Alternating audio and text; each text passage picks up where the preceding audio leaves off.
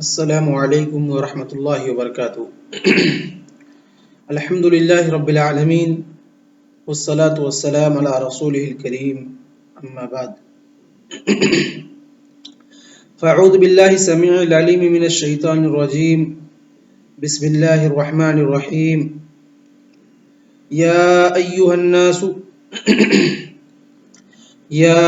الناس اتقوا ربکم ان زلزلة الساعة شیء عظیم یوم ترونها تذهل كل مرضعة عما أرضعت وتضع كل ذات حمل حملها وترى الناس سكارى وما هم بسكارى ولكن عذاب الله شديد ومن الناس من يجادل في الله بغير علم ويتبع كل شيطان مريد۔ عزیز طلبہ، آج انشاءاللہ ہم سورہ حج شروع کرنے جا رہے ہیں۔ تو سب سے پہلے سورہ حج کے تعلق سے کہ اس کے اندر کتنی آیتیں، کتنے رکوع اور اس کا نام کیوں رکھا گیا ہے، اور یہ سورت مکی ہے کہ مدنی ہے، ان تمام چیزوں کا ہم دراسہ کریں گے۔ سورہ حج کے مکی اور مدنی ہونے میں مفسرین کرام کے یہاں اختلاف ہے۔ بعض مفسرین کرام کہتے ہیں کہ سورت مکی ہے، بعض کہتے ہیں کہ مدنی ہے، بعض کہتے ہیں کچھ آیت مکی ہے، کچھ مدنی ہے۔ لیکن حقیقی معنوں میں یہ سورہ حج جو ہے یہ مدنی ہے، لیکن کچھ آیتیں ہیں جن کو چھوڑ کر، جو کہ مکی ہیں، جن کو چھوڑا جائے گا، جو مکے میں نازل ہوئی۔ ان میں سے آیت نمبر 52، 55 اور 78، یہ ساری 55، 52، 55 یہ دو آیتیں مکہ اور مدینہ کے درمیان نازل ہوئیں۔ اور سورہ حج کی جو آیات ہیں ان کی تعداد کتنی ہے؟ 78 ہے۔ ان کی تعداد کتنی ہے؟ 78 ہے، 78۔ اور یہ قرآن مجید کی واحد صورت ہے جس کے اندر کتنے سجدے ہیں؟ 2 سجدے ہیں۔ قرآن مجید کی یہ واحد صورت ہے جس کے اندر کتنے سجدے ہیں؟ 2 سجدے ہیں۔ اور اللہ رب العالمین نے اس صورت کے اندر جن جن چیزوں کا تذکرہ کیا، یہ صورت جن جن چیزوں کو مضمون ہے وہ ہے قیامت کے تعلق سے، اور البعث بعد الموت، اور اسی طریقے سے النشور بعد الموت، اور اسی طریقے سے العبودیہ للہ سبحانہ وتعالی، اور اسی طریقے سے الاذن بالجہاد۔ ان تمام معنوں کو یہ صورت مضمون ہے، یعنی ان تمام چیزوں کا تذکرہ اس صورت کے اندر کیا گیا ہے۔ قیامت کے احوال، اور اس کے بعد لوگوں کا وفات پا جانا، اس کے بعد دوبارہ ان کو زندہ کیا جانا، حساب و کتاب کے لیے ان کو اکٹھا کرنا، اور اللہ رب العالمین کی عبادت کی طرف کہ اللہ رب العالمین ہی واحد ہے جو ہمارے عبادت کا مستحق ہے، جس کی ہم عبادت کریں گے۔ اور اسی طریقے سے جہاد کے اذن کے تعلق سے کچھ آیتیں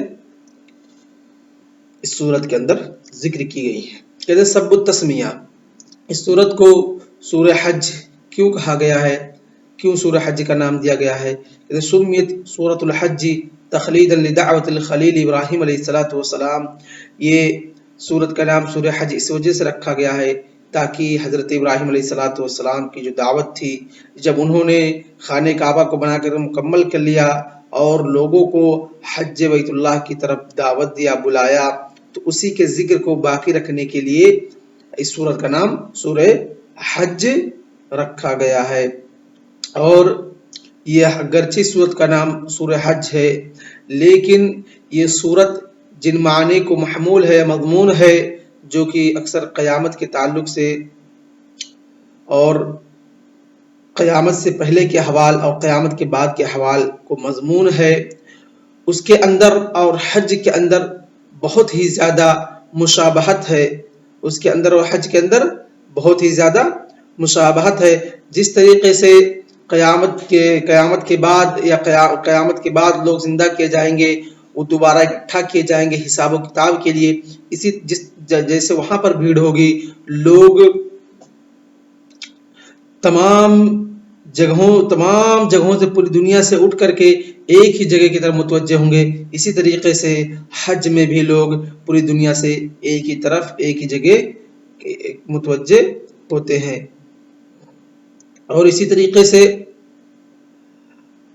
حج جو ہے یہ ہمیں بعث بعد الموت کے منظر کو یاد دلاتی ہے، جہاں پر حجاج مزدلفہ اور عرفہ میں وقوف کرتے ہیں.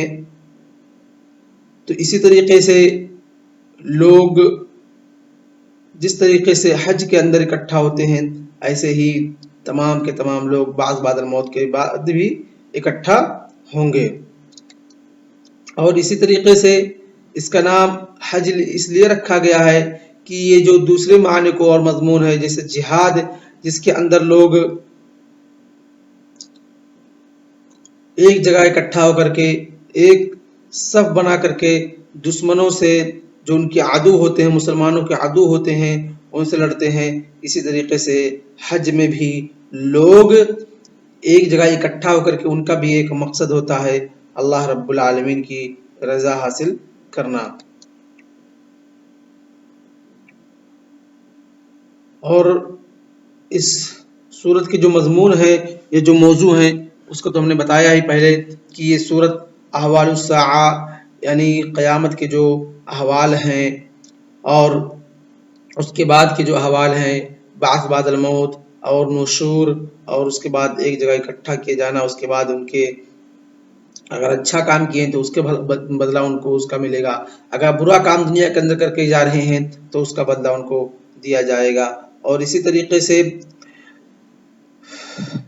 اس صورت کے اندر جنت، جہنم، ان تمام چیزوں کا بھی تذکرہ ہے کہ اگر ابرار ہیں تو وہ دار نعیم میں ہوں گے، اگر فجار ہیں تو وہ دار جحیم میں ہوں گے.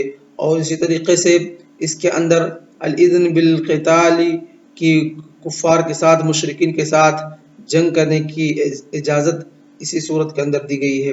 اور اس صورت کا ختام اللہ رب العالمین اپنی عبودیت کی طرف لوگوں کو دعوت دے کر کے کیا ہے کہ لوگوں ایک اللہ رب العالمین کی عبادت کرو، وہی تمہارا خالق اور رازق ہے.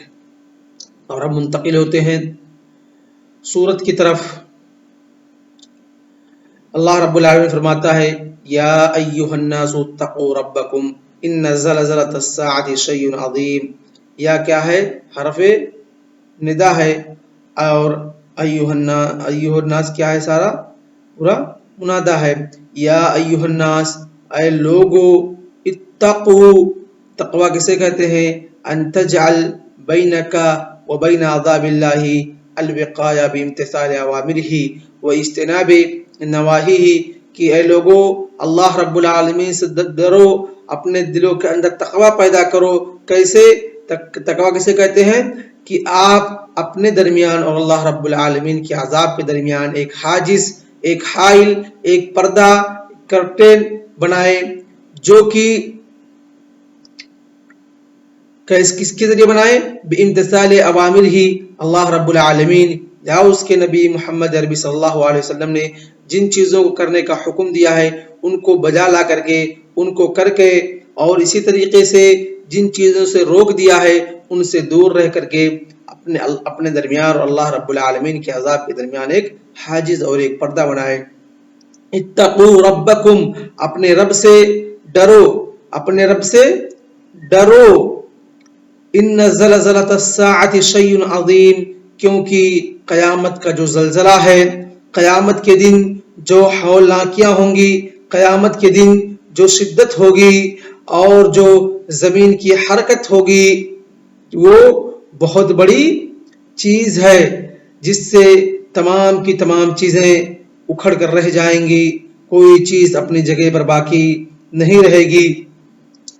اور اللہ رب العالمین نے کہا ان زلزلۃ الساعۃ، قیامت کا جو زلزلہ ہے، قیامت کا جو جھٹکا ہوگا، قیامت کے دن جو زمین کی حرکت ہوگی، وہ بہت بڑی چیز ہے۔ اور ایک چیز کہ قیامت کب قائم ہوگی یا کہ قیامت کے قائم ہونے کی کیفیت کیا ہے، ان تمام چیزوں کا علم کس کے پاس ہے؟ اللہ رب العالمین کے پاس ہے۔ جیسا کہ اللہ رب العالمین قرآن مقدس کے اندر ارشاد فرماتا ہے، یسألون ایان مرساہا قل انما علمها عند ربی، کہ لوگ آپ سے قیامت کے قائم ہونے کا وقت پوچھتے ہیں کہ قیامت کب قائم ہوگی، تو کہہ دیجئے کہ اس کا علم میرے رب کے پاس ہے۔ میرا رب اس کی کیفیت کے بارے میں، اس کے علم کے بارے میں میرے رب کے پاس جانکاری ہے، کیونکہ وہ علم غیب سے تعلق رکھتی ہے اور اس کا خبر اللہ رب العالمین نے کسی کو نہیں دیا ہے۔ اسی طریقے سے حدیث جبریل جو ہے، جب حضرت جبریل علیہ السلام نے اللہ کے رسول صلی اللہ علیہ وسلم سے پوچھا، اے نبی اخبرنی عن الساعہ، کہ اے نبی آپ ہمیں قیامت کے تعلق سے بتلائیے، تو اللہ کے رسول صلی اللہ علیہ وسلم نے کہا، مل مسئول عنہا بعالم من السائل، کہ جس سے پوچھا جا رہا ہے اس کے تعلق سے وہ سوال کرنے والے سے اس کے بارے میں زیادہ نہیں جانتا ہے، یعنی کہ مجھے اس کے بارے میں کچھ بھی علم نہیں ہے۔ تو اللہ کے رسول صلی اللہ علیہ وسلم سے پھر سے حضرت جبریل صلی اللہ علیہ وسلم نے پوچھا، وَأَخْبِرْنِي عَنْ أَمَارَاتِهَا فَقَالَ أَنْ تَلِدَ الْأَمَةُ رَبَّتَهَا وَأَنْ تَرَى الْحُفَاةَ الْعُرَاةَ الْعَالَةَ وَرِئَاءَ الشَّاةِ يَتَطَاوَلُونَ فِي الْبُنْيَانِ، کہ اس کی نشانیوں کے بارے میں بتلائیے۔ تو اس آیت اور اس حدیث کے ذکر کرنے کا مقصد یہ ہے کہ اللہ رب العالمین کے پاس ہی قیامت کے قائم ہونے کا علم ہے، اور اس کا علم اللہ رب العالمین کے علاوہ کسی کے پاس نہیں ہے۔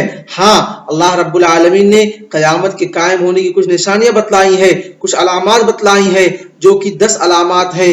جب وہ 10 علاماتیں ہو جائیں گی، قرب قیامت پہ دلالت کرتی ہیں، تب قیامت قائم ہوگی۔ ان میں سے سب سے پہلا ہے جو علامات الساعہ الکبریٰ، جو ہے بڑی قیامت کی بڑی نشانیاں، جو ہے چھوٹی چھوٹی نہیں، چھوٹی نشانیاں تو بہت ساری واقع ہو چکی ہیں۔ اللہ کے رسول صلی اللہ علیہ وسلم کی بعثت، جیسا کہ اللہ کے رسول صلی اللہ علیہ وسلم نے فرمایا، بعثت انا والساعۃ کہاتین، اللہ کے رسول صلی اللہ علیہ وسلم نے فرمایا کہ میں اور قیامت ایسے ہی بھیجے گئے ہیں، یعنی جس طریقے میری پیدائش اور قیامت قائم ہونے میں جس طریقے سے دونوں انگلیوں میں فاصلہ ہے، ایسے ہی میرے اور قیامت کے قائم ہونے میں فاصلہ، اس طریقے سے میں اور قیامت بھیجا گیا ہوں۔ تو جو چھوٹی چھوٹی علامتیں ہیں وہ بہت ساری علامتیں ہو چکی ہیں، ان تلد الامۃ ربتها وان ترى الحفاة العراة على رئاء الشاة يتطاولون في البنيان، یہ ساری علامتیں تقریباً ہو چکی ہیں۔ اور جو علامت الساعة الکبریٰ جو ہے وہ ابھی ایک بھی واقع نہیں ہوئی ہیں۔ ان میں سے سب سے پہلا ہے خروج الدجال، اس کے بعد نزول عیسیٰ علیہ السلام، اس کے بعد ظہور یاجوج و ماجوج، اس کے بعد خسف تین خسف ہوں گے دنیا کے اندر، خسف فی المشرق و خسف فی المغرب و خسف فی الجزیرۃ العرب، کتنے ہوئے؟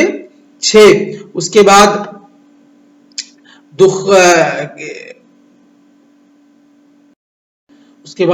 جو 7ویں علامت ہے وہ دخان ہے۔ اس کے بعد 8ویں علامت طلوع الشمس من المغرب لثلاثة ایام، 3 دن کے لیے سورج مغرب سے طلوع ہونے لگے گا۔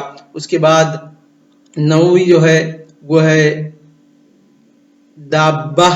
اس کے بعد 10واں ہے آگ، جو کہ عدن سے صنعاء قعر عدن سے نکلے گا اور لوگوں کو ہانکتے ہوئے لے کر کے لے جائے گا۔ تو یہ 10 علامتیں ہیں جو کہ اللہ رب العالمین نے قیامت کے اور قرب قیامت ظاہر ہوں گی، جو اس بات پر دلالت کریں گی کہ قیامت بالکل ہی اب قریب ہے۔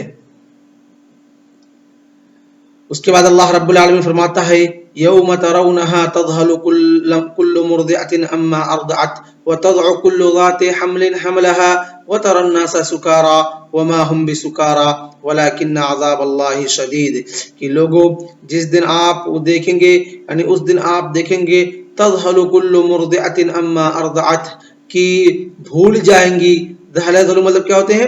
بھولنے کے، نسیہ ینسا کے معنی میں ہیں، یعنی بھول جائے گی ہر دودھ پلانے والی اما ارضعت، جس کو وہ دودھ پلاتی تھی۔ یعنی جیسا کہ اللہ کے رسول صلی اللہ علیہ وسلم نے فرمایا تھا کہ ایک حدیث کے اندر کہ جس کے اندر اللہ رب العالمین نے محبت کو ثابت کر اللہ رب العالمین کی محبت کو ثابت کر رہا تھا کہ یا کر رہے تھے کہ عورت کس قدر اپنے بچے سے محبت کرنے والی ہوتی ہے. اللہ کے رسول صلی اللہ علیہ وسلم نے فرمایا اترونا کیا آپ لوگوں کا یہ خیال ہے وَهِيَ طَارِيَةٌ وَلَدَهَا فِي النَّارِ کہ کیا یہ عورت اپنے بچے کو اترون ان هذه المرأة طارحة ولدها في النار کہ اپنے بچے کو جہنم میں آگ میں پھینکنے والی ہے یا پھینکے گی؟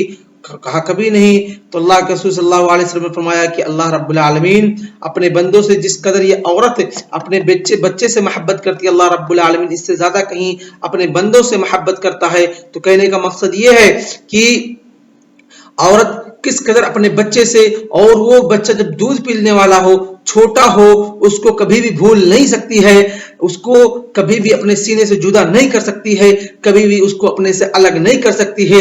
لیکن کل قیامت کے دن، قیامت کا جب منظر ہوگا کتنا خوفناک اور کتنا خطرناک منظر ہوگا کہ اس دن وہی عورت جو دنیا کے اندر سب سے زیادہ اپنے بچوں سے محبت کرنے والی ہوتی ہے، اور خاص کر کے ان بچے سے جس کو وہ اپنے سینے سے لگائے ہوئی ہوتی ہے، جس کو دودھ پلانے والے ہوتی ہے، اس کو بھی بھول جائے گی. تذہلو یعنی غور کرنے کا مقام ہے، سوچنے کا مقام ہے کہ جس دنیا کے اندر جس سے سب سے زیادہ محبت کرنے والی ہوتی ہے، کل قیامت کے دن کا منظر کتنا خطرناک ہوگا کہ اپنے دودھ پیتے ہوئے بچوں کو بھی بھول جائے گی، اس کا بھی خبر اس کے پاس نہیں ہوگا. وہی اللہ رب العالمین نے فرمایا تذہل کل مرضعۃ ہر دودھ پلانے والی عورت بھول جائے گی اما ارضعت جس کو وہ دودھ پلاتی تھی، وتضع کل ذات حمل حملها اور اسی طریقے سے ہر حاملہ عورتیں یا ہر حاملہ چیز اپنے حمل کو گرا دیں گی، ان کا حمل ساقط ہو جائے گا. یعنی کتنا خطرناک منظر ہوگا کہ اگر کوئی حاملہ ہے یا کوئی عورت ہے یا کوئی جانور ہے، کچھ بھی جتنے بھی چیز حاملہ ہوں گے، حمل سے ہوں گے، تمام کے تمام کا حمل ساقط ہو جائے گا. وَتَرَى النَّاسَ سُكَارَى اور آپ لوگوں کو دیکھیں گے کہ وہ نشے کی حالت میں دھت ہیں، لیکن حالانکہ وہ نشے کی حالت میں نہیں ہوں گے، بلکہ وَلَكِنَّ عَذَابَ اللَّهِ شَدِيدٌ بلکہ اللہ رب العالمین کا عذاب بہت ہی سخت ہوگا. بلکہ کیا ہوگا؟ اللہ رب العالمین کا عذاب بہت ہی سخت ہوگا. تو علماء کرام نے کہا کہ یہ جو منظر اس حدیث اس آیت کے اندر جو بیان کیا گیا ہے، یہ منظر کب کا ہے؟ یہ منظر قیامت کے بعد کا ہے یا قیامت کے پہلے کا ہے؟ تو اس میں مفسرین کے دو رائے ہیں، یعنی قیامت کے قائم ہونے کے پہلے کا منظر ہے یا قیامت کے قائم ہونے کے بعد جب بعث بعد الموت ہوگا، نشور ہوگا، اس وقت کا منظر ہے. تو اس میں مفسرین کے دو اقوال ہیں. بعض مفسرین کرام کہتے ہیں کہ یہ پہلے کا منظر ہے، قیامت قائم ہونے سے پہلے کا منظر ہے، جہاں پر اللہ رب العالمین نے کہا اذا السماء انشقت اور واذا البحار فجرت اور یہ تمام چیزیں، القاریہ ما القاریہ وما ادراک ما القاریہ یوم یکون الناس کالفراش المبثوث، یہ تمام چیزیں کہا کہ یہ اس سے پہلے کا منظر ہے. بعض مفسرین نے کہا کہ یہ قیامت قائم ہونے کے پہلے کا منظر ہے. بعض مفسرین نے کہا نہیں، یہ قیامت کے قائم ہونے کے بعد کا منظر ہے، جیسا کہ اس کی تائید ایک صحیح حدیث بخاری کی حدیث سے ملتی ہے، جس کے اندر اللہ کے رسول صلی اللہ علیہ وسلم فرماتے ہیں کہ قیامت کے قائم ہونے کے بعد جب بعث بعد الموت ہو جائے گا، اللہ رب العالمین حضرت آدم علیہ السلام کو کہے گا کہ اپنی امتیوں میں سے، اپنے اولاد میں سے 999 کو نکالیے اور جہنم میں پھینک دیجیے. جہنم کے لیے 999 یعنی 1000 میں سے 999 کو جہنم میں ڈالیے. اللہ رب العالمین کہے گا حضرت آدم علیہ السلام سے، تو تمام لوگوں کے ہوش کیا ہو جائیں گے؟ اڑ جائیں گے. تمام لوگوں کے چہرے کے رنگ بدل جائیں گے کہ یہ معاملہ ہے، 1000 میں سے 999 آدمی جہنم میں جا رہے ہیں. اس وقت لوگ کافی پریشان ہوں گے، کافی غم میں ہوں گے. پھر اللہ کے رسول صلی اللہ علیہ وسلم نے فرمایا کہ لوگوں، اللہ کے رسول صلی اللہ علیہ وسلم نے فرمایا لوگوں گھبراؤ نہیں، بلکہ یہ 999 کون ہوں گے؟ یاجوج اور ماجوج ہوں گے، اور تم میں سے صرف اور صرف ایک ہوگا تمہاری تعداد لوگوں میں اس طرح سے ہوگی۔ اور اللہ کے رسول صلی اللہ علیہ وسلم نے مثال دیتے ہوئے فرمایا کہ لوگوں جس طریقے سے ایک پورا سفید رنگ کا بیل ہو اور اس کے پہلو میں کہیں ایک کالا بال ہو، یا کالے رنگ کا پورا بیل ہو اس کے کہیں پہلو میں ایک سفید رنگ کا بال ہو، اسی طریقے سے تمہاری تعداد یاجوج و ماجوج کے مقابلے میں ہوگی۔ یعنی یاجوج و ماجوج بہت ہی زیادہ ہوں گے، ایک آدمی ان کے مقابلے میں کتنے یاجوج و ماجوج ہیں؟ 1000 901,000 تقریباً، کتنے؟ 999 تقریباً 1000 یاجوج اور ماجوج ہے۔ اور پھر اللہ کے رسول صلی اللہ علیہ وسلم نے فرمایا لوگوں مجھے امید ہے کہ اہل جنت میں تم چوتھائی یا تہائی یا نصف ہوگے، جس کو سن کر صحابہ کرام کے چہروں پر مسرت اور خوشی کی ایک لہر دوڑ پڑی اور انہوں نے اللہ اکبر کا نعرہ بلند کیا۔ اور اسی طریقے سے بعض مفسرین نے ضعیف حدیثوں کا سہارا لیتے ہوئے پہلے قول کی تائید کی ہے، لیکن دونوں قول صحیح ہو سکتے ہیں، دونوں وقت یہ حالات ہو سکتے ہیں، اور یہ اختلاف تنوع ہے تفسیر کے اندر، قرآن کے اندر اختلاف تضاد نہیں ہے، بلکہ دونوں قسم کے دونوں وقت، یعنی قیامت سے پہلے بھی اور قیامت کے بعد بھی دونوں وقت ایسے حالات اور ایسے شدید خوف کے، شدید دہشت کے، شدید گھبراہٹ کے حالات دونوں وقت ہو سکتے ہیں۔ اور آج کا درس ہم اسی پہ اکتفا کرتے ہیں۔ وصلی اللہ علی نبینا محمد وعلی آلہ وصحبہ اجمعین۔ السلام علیکم ورحمۃ اللہ وبرکاتہ۔